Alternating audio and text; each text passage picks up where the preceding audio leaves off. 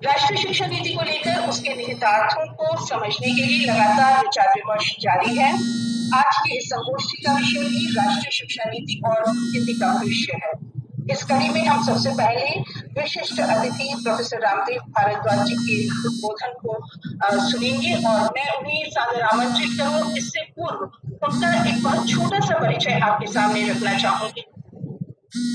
आचार्य रामदेव भारद्वाज जी अटल बिहारी वाजपेयी हिंदी विश्वविद्यालय के अभी वर्तमान में कुलपति हैं और हमारे लिए बहुत ही गौरव का विषय है और सम्मान का विषय है कि वे हमारे विश्वविद्यालय के कुलाधिपति सचिव के रूप में भी कार्य कर चुके हैं।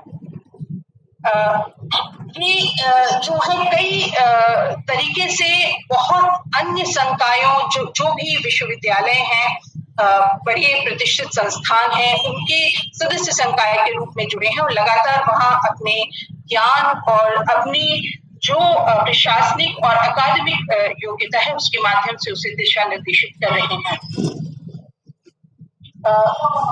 ये जो है कार्यकारिणी के सदस्य हैं, अधिष्ठाता छात्र कल्याण और विदेश छात्र मामले के निदेशक डॉक्टर अंबेडकर अध्ययन केंद्र, निदेशक कुंजलादेवी संसदीय अध्ययन पीठ और राजनीतिक शिक्षा, साथ ही रानी दुर्गावती विश्वविद्यालय जबलपुर में अकादमिक और प्रशासनिक दायित्वों का निर्वहन भी कर चुके हैं। शिवाजी विश्वविद्यालय ग्वालियर से आपने राजनीति विज्ञान में स्नातकोत्तर उपाधि प्राप्त की और साथ ही जो है आपने जवाहरलाल नेहरू विश्वविद्यालय से एमफिल और रानी दुर्गावती विश्वविद्यालय से पीएचडी की उपाधि प्राप्त की। सबसे प्रमुख बात यह है कि आप जो है इंडोनेशियाई सरकार के द्वारा जो प्रदत्त अंतर्राष्ट्रीय शोध छात्रवृत्ति है उसके अंतर्गत आपने इंडोनेशियाई इतिहास, संस्कृति, साहित्य और भाषा का जो है वह अध्ययन किया है। इंडोनेशिया के पूर्व राष्ट्रपति सुकर्णो पर आपके शोध कार्य के लिए Sukarno foundation for education Jakarta द्वारा आपको स्वर्ण पदक भी प्राप्त हो चुका है। विदेशी भाषा प्रकाशन गृह चीन में जो है इंडियन स्कॉलर आप रहे हैं और एशिया प्रशांत अध्ययन संस्थान, चीनी समाज विज्ञान जो है अकादमी, उस वहां पर आपने खुले द्वार की नीति और आधुनिकीकरण, चीन में विवेकानंद, महात्मा गांधी और कन्फ्यूशियस और भारत चीन संबंधों पर शोध कार्य किया है। आप साल्जबर्ग वियना विश्वविद्यालय और Austrian institute of international affairs Luxembourg में जो है भारत की विदेश नीति और अंतर्राष्ट्रीय संबंधों पर व्याख्यान भी दे चुके हैं। आप जापान में भी जो है गए हैं और वहां भी आपने काम किया है हिंदी को लेकर। आचार्य भारद्वाज को मध्य प्रदेश हिंदी ग्रंथ अकादमी भोपाल द्वारा राजनीति विज्ञान और लोक प्रशासन में सृजनात्मक लेखन के लिए डॉक्टर शंकर दयाल शर्मा सृजन सम्मान भी दिया गया है। मध्य प्रदेश उच्च शिक्षा अनुदान आयोग की राधा कृष्ण सम्मान समिति ने आपको आलेखों के लिए पुरस्कृत भी किया है। आपके आलेख जो हैं वो चीनी, जापानी और स्पेनिश और फ्रेंच भाषा में अनुदित भी हो चुके हैं। इसके साथ ही आपकी कई सारी पुस्तकें हैं जो आपने लिखी हैं और वो राजनीति के विषय को केंद्रित कर आपने लिखी हैं, जिसमें मुख्य crisis of morality in leadership, international politics, contemporary trends and issues और अंतरराष्ट्रीय राजनीति सिद्धांत और समसामयिक समस्याएं मुख्य हैं। चीनी समाज विज्ञान अकादमी में प्रोफेसर बाइंग शुन के साथ में आपने 3 पुस्तकों का सफल संपादन भी किया है और कई आप शोध जो पत्रिकाएं हैं उसमें आपके आलेख भी लगातार प्रकाशित होते रहे हैं। अपनी मृदुभाषिता और प्रशासनिक सूझबूझ के लिए आप पहचाने जाते हैं और मैं सादर ससम्मान प्रोफेसर रामदेव भारद्वाज जी को आमंत्रित करती हूँ उनके उद्बोधन के लिए। प्रोफेसर रामदेव भारद्वाज जी, बहुत बहुत धन्यवाद राठी जी। आपसे इतने विस्तार परिचय को सुनने के बाद मेरे को भी लगा है कि इतने परिचय की आवश्यकता नहीं थी, प्राय सभी लोग अपने को जानते हैं। माखनलाल चतुर्वेदी राष्ट्रीय पत्रकारिता विश्वविद्यालय के सम्मान्य कुलपति के.जी. सुरेश भाई, महात्मा गांधी अंतर्राष्ट्रीय हिंदी विश्वविद्यालय के कुलपति रजनीश जी, पांडे जी जो अभी जुड़े हुए हैं, विश्वविद्यालय के कुलसचिव अविनाश वाजपेयी जी, और इस वेबिनार में सहभागिता कर रहे मेरे सभी साथियों। आज ये जितना चिंतनीय विषय है हिंदी भाषा का भविष्य,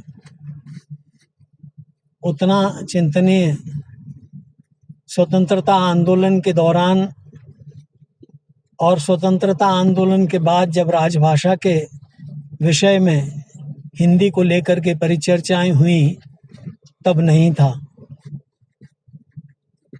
भाषा किसी भी राष्ट्र की संस्कृति सभ्यता की प्राणवायु तो होती ही है, हमारे दैनंदिन जीवन की भी स्पंदन होती है। यदि भाषा नहीं है तो हम अपने मनोभावों को, विचारों को न संप्रेषित कर पाते हैं, न अपने अंतः में निहित अपनी जो दृष्टि है उसको दूसरे तक पहुंचा पाते हैं। भाषा का महत्व तो है, इसमें दो मत नहीं है। स्वतंत्रता के पूर्व और स्वतंत्रता के बाद भाषाओं की जो दुर्गतियां हुई हैं, उनमें सबसे श्रेय यदि किसी को जाता है तो भाषाओं के एकाधिकार को लेकर के और भाषाई साम्राज्यवाद को जाता है। कुछ भाषाओं ने विश्व की बहुत सारी भाषाओं को उपेक्षा, निंदा और उपहास का पात्र बनाया हुआ है, और बहुत सी भाषाएं इसी कुंठा में अपने आप को स्थान प्राप्त नहीं कर पा रही हैं। मेरा कहने का आशय ये नहीं है कि भारत के साथ भी यह हुआ है, लेकिन हिंदी भाषा जो मातृभाषा है, राजभाषा है, उसको जितना सम्मान मिलना चाहिए, 135 करोड़ देश की जनता जिस भाषा को समझती और बोलती है, उसको जितना सम्मानपूर्वक स्थान मिलना चाहिए उतना नहीं है। सरकारें लगी हुई हैं, विश्वविद्यालय प्रयासरत हैं, अनेक अकादमिक संस्थाएं जो संचालित हैं वह भाषा के उन्नयन के लिए अनेक योजनाएं बना रही हैं और कार्य कर रहे हैं। निश्चित तौर पर हिंदी भाषा, मातृभाषा, जिसने लगभग 1000 वर्षों तक सेकेंडरी और टर्सरी लैंग्वेज के रूप में अपने आप का स्वरूप देखा है, चाहे वो मुगल काल हो, चाहे वो औपनिवेशिक काल हो, और मेरे को कहने में यह कोई संकोच नहीं है, चाहे वो स्वतंत्रता के बाद का काल हो, भाषा को सम्मान नहीं मिला। भाषा हमारी एक भाषा नहीं बन पाई। मैं मानता हूँ कि भारत बहुभाषीय राष्ट्र है, सभी भाषाओं का सम्मान होना चाहिए, मातृभाषा का सम्मान होना चाहिए, हमारी संपर्क की भाषा एक होनी चाहिए, लेकिन इतने से काम नहीं चलेगा। प्राय हम जब देखते हैं तो हमें ऐसा लगता है कि हिंदी भाषा के बारे में एक सामान्यतः यह धारणा है कि हिंदी अच्छा कविताएं करने वालों की भाषा है, नाटक लिखने वालों की भाषा है, कहानी किस्से लिखने वालों की भाषा है, व्यंग और आलोचना लिखने वालों की भाषा है, नाट्य साहित्य है, संस्कृति कला साहित्य है, बस यहीं तक सीमित है। लेकिन नहीं, यह भाषा का रूपांतरण का युग है, और नई शिक्षा नीति में इस भाषा को एक नए पंख और नए आयाम दिए जाने का प्रयास सरकार के द्वारा किया गया है। यह जो नई शिक्षा नीति 2020 का एजेंडा हमारे सामने रखा गया है, इस आग्रह के साथ कि अकादमिक संस्थाओं के साथ साथ समाज की भागीदारी और समाज की मातृभाषाओं के प्रति जो दृष्टि है उसमें भी बदलाव आएगा। त्रिभाषा फार्मूला स्वतंत्रता के बाद से चला आ रहा है, लेकिन मातृभाषा हिंदी में जो गति आनी चाहिए वह नहीं आ पाई है। उसका प्रमुख कारण यह है कि हमें हिंदी भाषा को एक ऐसे परिवेश से निकालना होगा जहां उसकी परिभाषा और पहचान केवल कल्पनाओं में, कवियों के लेखन में, आलोचकों में और अन्य साहित्यकारों में सिमट के रह गई है। जब तक हम हिंदी भाषा को, मातृभाषा को विज्ञान की भाषा नहीं बनाएंगे, तकनीकी भाषा नहीं बनाएंगे, उत्थान और उन्नयन की भाषा नहीं बनाएंगे, व्यापार की भाषा नहीं बनाएंगे, कूटनीति की भाषा नहीं बनाएंगे, अंतर्राष्ट्रीय संबंधों और व्यापार के बीच में समन्वय की भाषा नहीं बनाएंगे, तब तक यह भाषा निश्चित तौर पर अपने पैरों पर खड़े होकर दौड़ नहीं पाएगी। इसका श्रेय सबसे पहले यदि किसी को जाता है तो माननीय अटल बिहारी वाजपेयी जी को जाता है, जिन्होंने संयुक्त राष्ट्र संघ में पहली बार मातृभाषा हिंदी में अपना उद्घोष किया। विश्व को यह लगा कि हिंदी भाषा भी कोई एक भाषा है जो ऐसे बोली जाती है। उसका उतार चढ़ाव, उसका रिदम, उसका वाक्य विन्यास, उसका लालित्य, उसका सौंदर्य सभी लोगों ने अनुभव किया और आज विश्व में बोले जाने वाली भाषाओं में तीसरे नंबर की भाषा भारतीय भाषाओं में हिंदी भाषा है। हिंदी भाषा न केवल भारत में बल्कि पूरे विश्व के लगभग 125 विश्वविद्यालयों में पढ़ाई जाती है। उसमें अनुसंधान हो रहे हैं। हिंदी भाषा में लिखे गए साहित्य का अनुशीलन हो रहा है, उनका विश्लेषण और उनकी विवेचनाएं की जाती हैं और वहाँ जो प्रवासी भारतीय हैं और मूल रूप से विदेशों में रहने वाले विदेशी जो लोग हैं, वह भाषा सीख करके भाषा में निहित गूढ़ साहित्य, संस्कृति, भारतीय वांग्मय की जब हम चर्चा करते हैं तो भारतीय वांग्मय के अंतर्गत हम यह भी देख सकते हैं कि भारतीय वांग्मय केवल साहित्य, कला और दर्शन नहीं है, बल्कि इसमें विज्ञान भी है। भारतीय वांग्मय में आर्यभट्ट भी हैं, भारतीय वांग्मय में नागार्जुन भी हैं, भारतीय वांग्मय में और भी अनेक हमारे प्राचीन वैज्ञानिक हैं, सुश्रुत हैं। इनकी जो विधाएं हैं, इनकी जीवन की जो पद्धतियां हैं और इनके जो वैज्ञानिक आविष्कार हैं, वह आज अछूते रह गए हैं। नई जनरेशन ये मान के चलती है कि भारत में वैज्ञानिक उन्नतियां नहीं थी, लेकिन यदि हम आम जन के सामने भाषाओं के रूपांतरण और तर्जमा कर इस बात को यदि सामने रखेंगे कि भाषा सशक्त थी, विचार भी सशक्त थे, अभिव्यक्ति का माध्यम भी सशक्त था, लेकिन किसी कालखंड में आकर के यह बात अवरुद्ध हुई है। अब हमें इसे आगे बढ़ाना पड़ेगा। मेरा कहने का आशय यहाँ कदाचित ये नहीं है कि अन्य भाषाओं की हम उपेक्षा कर रहे हैं। अन्य आंग्ल भाषाएं भी सीखें, विदेशी भाषाएं भी सीखें और भारत में रहने वाले सभी लोग एक दूसरे की भाषाओं को सीखें। भाषाओं का एक समन्वय स्वरूप हमारे सामने आए, निश्चित तौर पर तब यह भाषा का उन्नयन होगा। इस दृष्टि को ध्यान में रखते हुए अटल बिहारी वाजपेयी के नाम पर भोपाल में मध्य प्रदेश सरकार के यशस्वी मुख्यमंत्री माननीय शिवराज सिंह चौहान ने एक घोषणा की कि क्यों न हिंदी विश्वविद्यालय की स्थापना की जाए। इसमें पठन पाठन के, ज्ञान विज्ञान के सभी विषयों और विधाओं का अध्ययन हिंदी भाषा के माध्यम से होगा। प्रयास हमारा यह है कि वैज्ञानिक उन्नयन के जितने भी क्षेत्र हैं, तकनीकी उन्नयन के जितने भी क्षेत्र हैं, मेडिकल साइंस से जुड़े हुए जितने भी क्षेत्र हैं, पैरामेडिकल के जितने भी क्षेत्र हैं, उन सब में हिंदी भाषी जो विद्यार्थी हैं उनको एक नया मंच प्रदान किया जाए। यह धारणा भी गलत है कि हिंदी भाषा में पढ़ने वाले विद्यार्थी बौद्धिक दृष्टि से कमज़ोर होते हैं। वह किसी से कमज़ोर नहीं होते। गांव में पढ़ने वाला व्यक्ति शहर में आता है तो भाषा के कारण वो मात खा जाता है।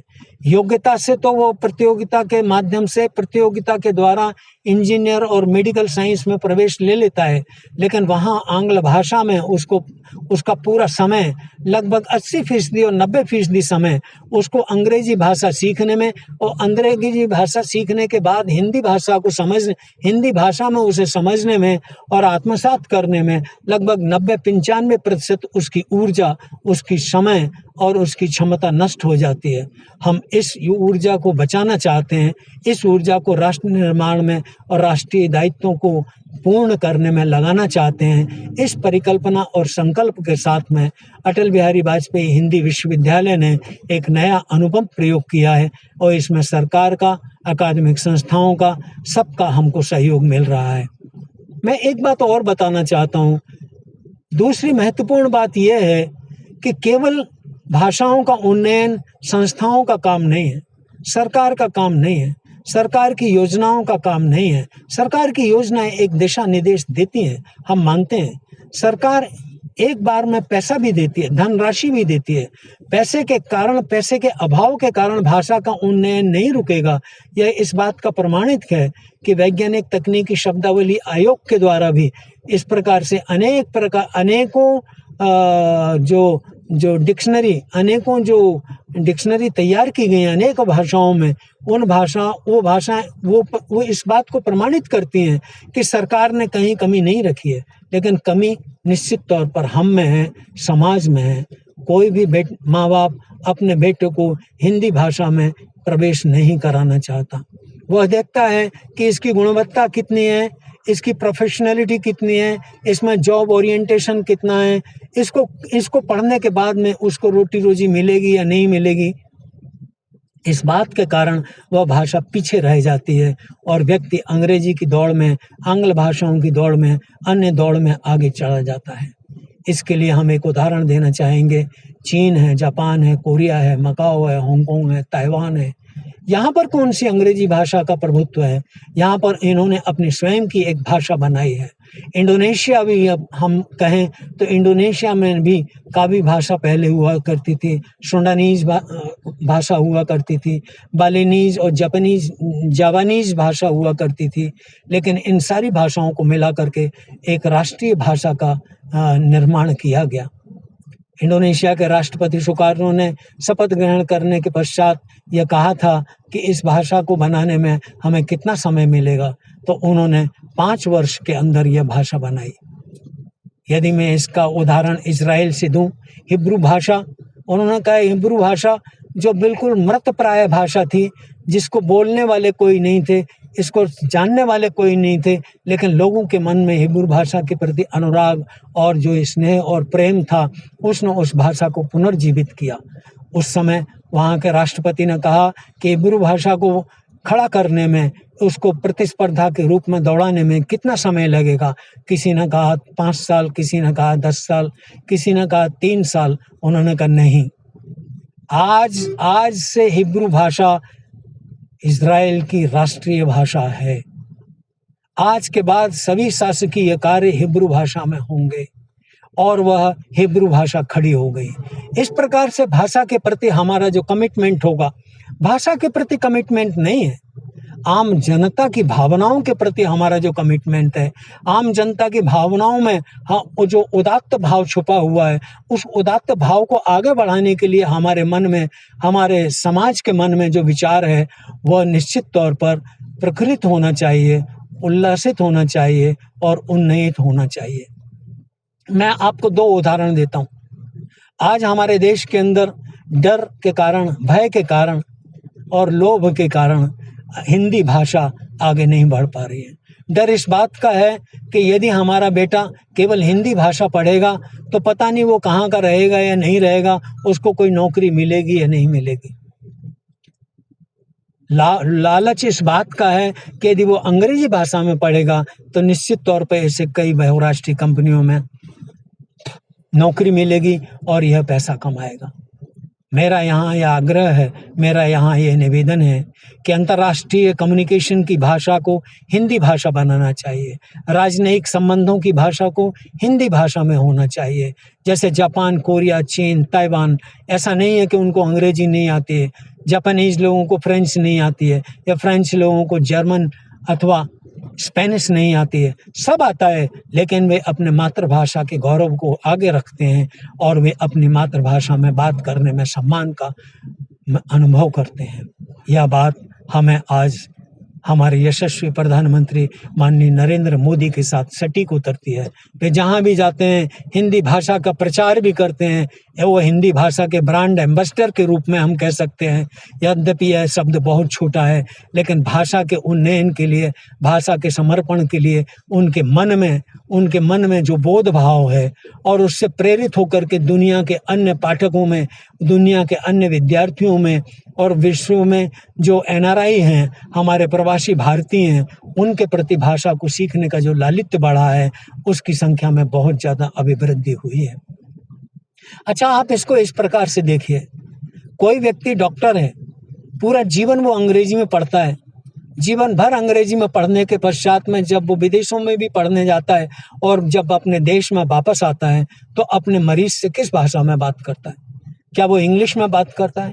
क्या वो फ्रेंच में बात करता है? क्या वो जर्मनी में बात करता है? नहीं, वो अपनी देशज भाषा में बात करता है।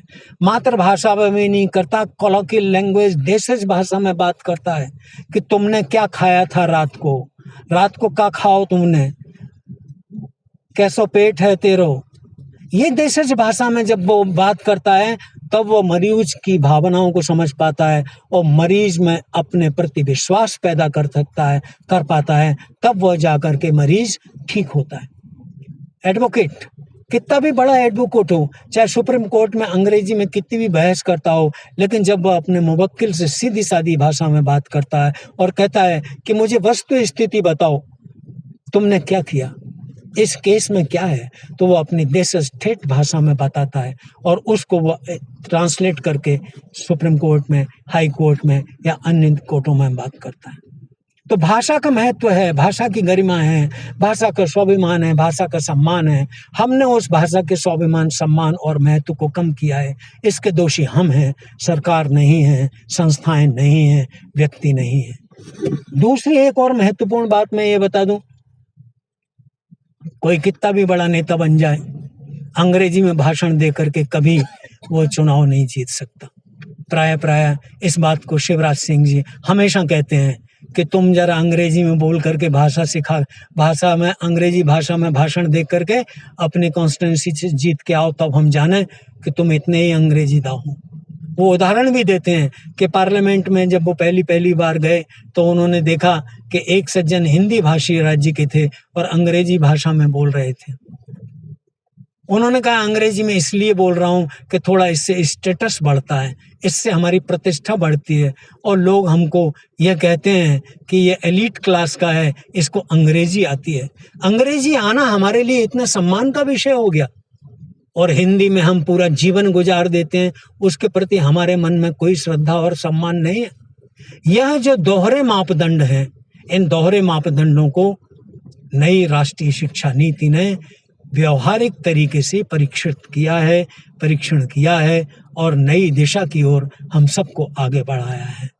इसलिए मेरा यह अनुनय रहेगा कि हम हिंदी के प्रति सम्मान करें, हिंदी भाषा को विभिन्न पाठ्यक्रमों में लागू करने का प्रयास करें। जितने भी प्रकार की ज्ञान की विधाएं हैं और जितने भी प्रकार के पाठ्यक्रम चल रहे हैं, उनमें हिंदी भाषा की साहित्य और पुस्तकों को उपलब्ध कराएं, व्यक्तियों को पाठ्यक्रम से परिचित कराएं और भाषाई ज्ञान से ओतप्रोत जब भारत होगा, भाषा के प्रति इतना अनुराग जब होगा, एक भाषा, एक ध्वज, एक राष्ट्र, यह सम्मान जब वो व्यक्ति में जागृत होगा, निश्चित तौर पर भाषा में हमें किसी प्रकार की बहस नहीं करना पड़ेगी। अंत में मैं यह कहना चाहता हूँ कि हिंदी भाषा का भविष्य तो बहुत अच्छा है। यह हमारा जो शीर्षक है, नई शिक्षा नीति और हिंदी भाषा का भविष्य। हिंदी भाषा के माध्यम से हमारा भविष्य कैसा बनेगा, यह चिंता का हमारा विषय है। चिंता का भी विषय नहीं है, हिंदी भाषा को बोलने में जितना अनुराग और आत्मीयता का भाव आता है, न केवल उत्तर भारत में, बल्कि दक्षिण भारतीय लोग भी जो उत्तर भारत में रहते हैं, वो हिंदी भाषा को बड़े प्रेम से अच्छी तरीके से बोलते हैं।